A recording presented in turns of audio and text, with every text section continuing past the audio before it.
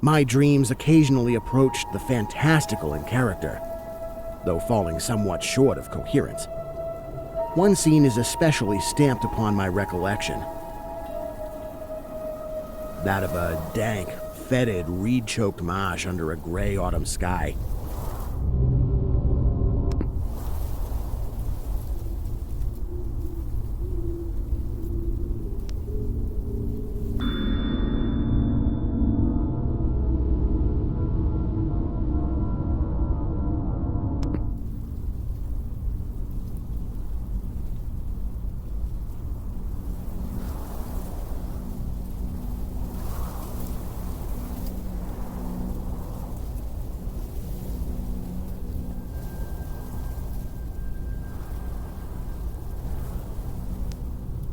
With a rugged cliff of lichen-crusted stone rising to the north.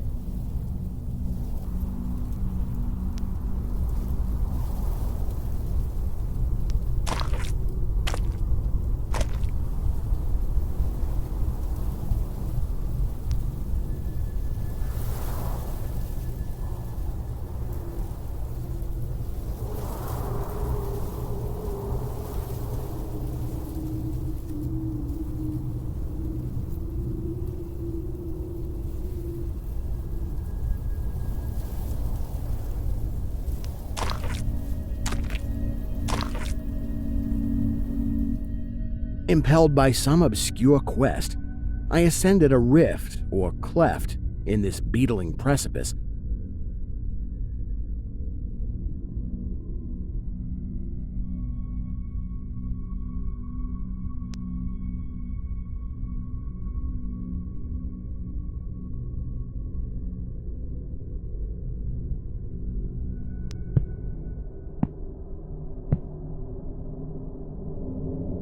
Noting as I did so the black mouths of many fearsome burrows extending from both walls into the depths of the stony plateau.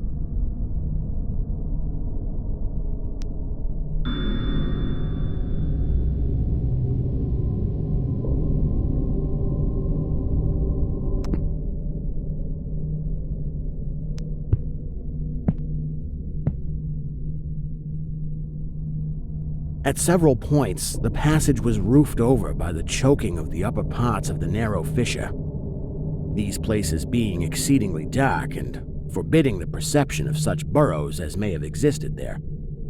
In one such dark space, I felt conscious of a singular accession of fright, as if some subtle and bodiless emanation from the abyss were engulfing my spirit. But the blackness was too great for me to perceive the source of my alarm.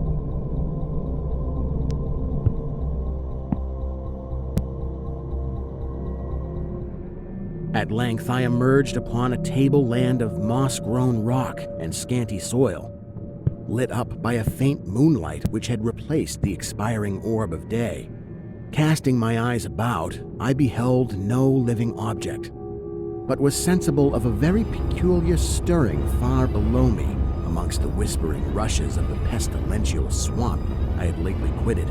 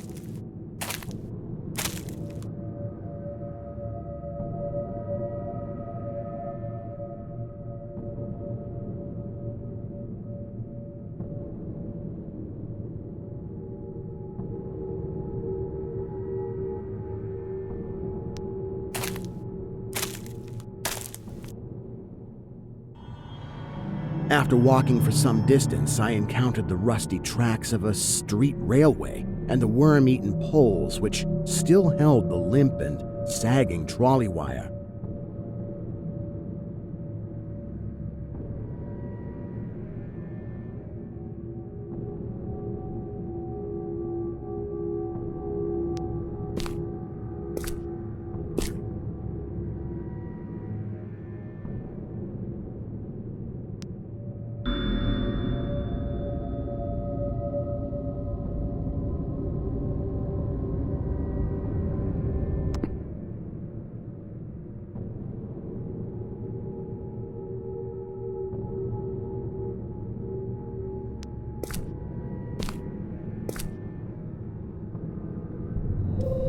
Following this line, I soon came upon a yellow vestibuled car numbered 1852 of a plain, double-trucked type common from 1900 to 1910.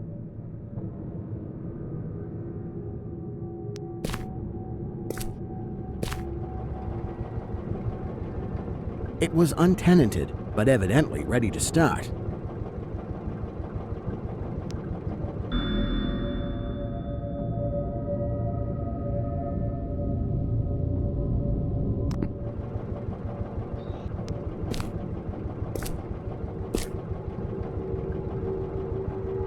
The trolley being on the wire and the air brake pump now and then throbbing beneath the floor.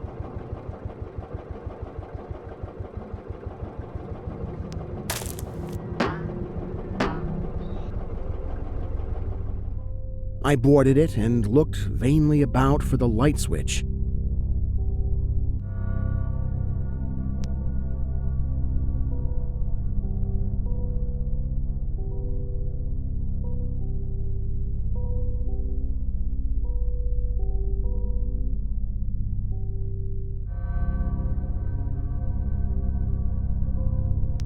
Noting as I did so the absence of controller handle, which implied the brief absence of the motorman.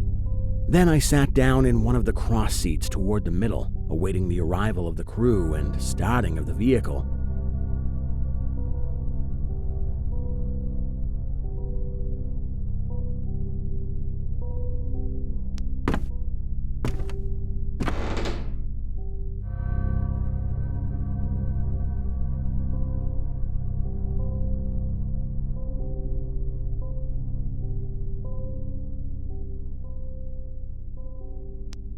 Presently, I heard a swishing in the sparse grass toward the left and saw the dark forms of two men looming up in the moonlight.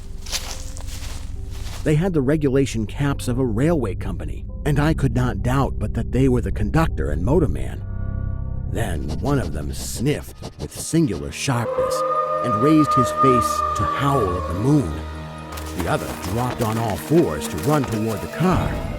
I leapt up and at once raced madly out of that car.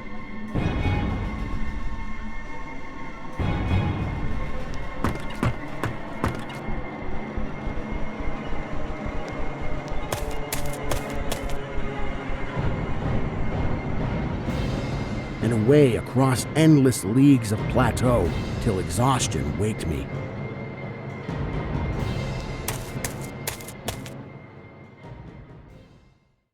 Doing this not because the conductor had dropped on all fours, but because the face of the motorman was a mere white cone, tapering to one blood-red tentacle.